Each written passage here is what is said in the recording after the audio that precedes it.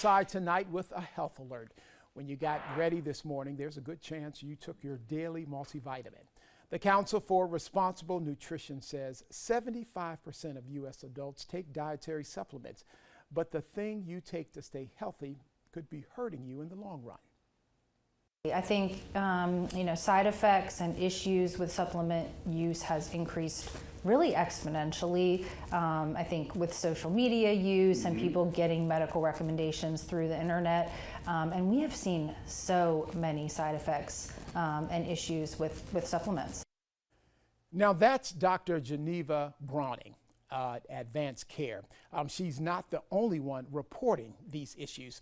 A study in the journal Liver Transplantation found supplement-related liver failure that required patients to be waitlisted for transplants increased 8 times between 1995 and 2020 here in the U.S.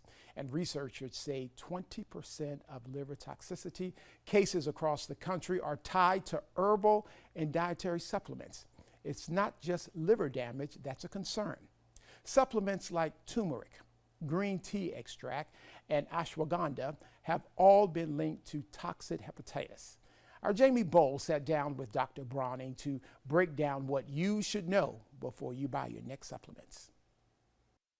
So many different things, not specifically liver damage necessarily, definitely kidney issues, but then just other various side effects, rashes, or have developed headaches, stomach upset, other sometimes vague symptoms that people don't necessarily associate with their supplement. Are there specific supplements you're worried about? It can be any supplement, and even if a supplement is not necessarily bad, it can have risks and potentially not be tolerated by a certain person. There are sort of trends, right? They take off. Like turmeric was really hot for a while. Turmeric can cause, it is processed through the kidneys, so it specifically can cause kidney issues, GI upset, nausea, vomiting, diarrhea, and people often tend to take really max doses of turmeric. When you concentrate things into a capsule, and you distill them all down and you put all the active ingredients into a capsule, it's just too much. It's like taking 10,000 jalapenos and drying them all out and putting them into one capsule. What are the long-term impacts here? Usually those things are reversible if we can catch them fairly early on, but if you're combining your supplement, it's got kidney issues, and you have prescriptions that are also processed through your kidney, you can get compound damage, double whammy, and it could lead to a kidney failure or a liver failure. We do not typically see that, but it is something that could happen if you're not paying attention. Is that to say these supplements, you shouldn't take any of them, or are there ways to take them safely and properly? I think a lot of supplements can be used safely, they can be used properly, but you have to be paying attention, and I do really think you should review it with your family doctor, because there are so many other things to consider. In particular, what other medications do you take? What other supplements do you take? If you take 5 supplements that all process through your kidney, we might have a bigger issue. So there are interactions that can happen with your medications as well? Absolutely, that is a major issue. If a medication and a supplement processed through the kidney, that's twice as much work for the kidney. If the supplement and the medication processed through the liver, twice as much work for the liver.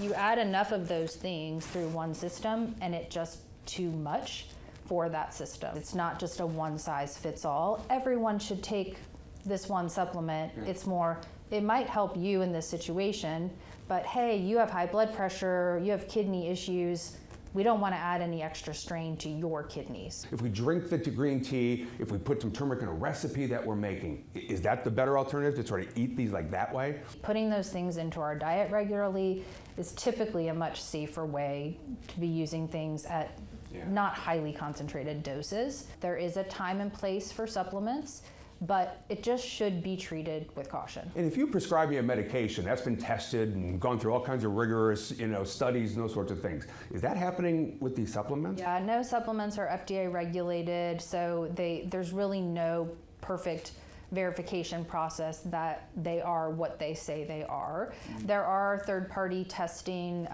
to verify quality on some of these, so you'll see that with some brands, but There's still a lot of concern about quality and a lot of, evidence that things aren't what they say they are. So Dr. Brownie's biggest message here, talk with your doctor before adding any supplements